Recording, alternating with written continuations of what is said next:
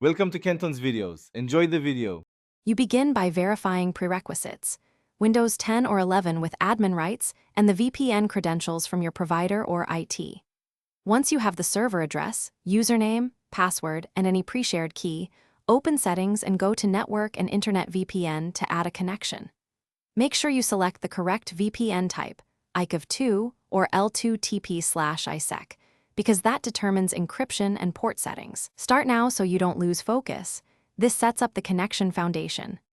You fill the Add a VPN connection form. Give it a clear name, paste the server address, choose the VPN type, and enter sign-in info or certificate.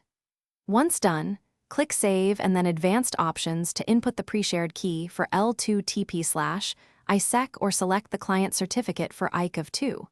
If your network requires split tunneling or a static metric, configure it now in the adapter properties. These middle steps ensure authentication and routing behave as your network policy. You now select the new VPN and click Connect.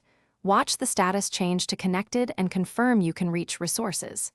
If it fails, check the Windows Event Viewer and the VPN client's logs for authentication or Phase 1 errors, and make sure UDP 500/4500 and ESB are allowed.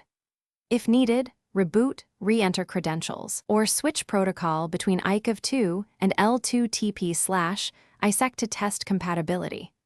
One key tip: disable third-party.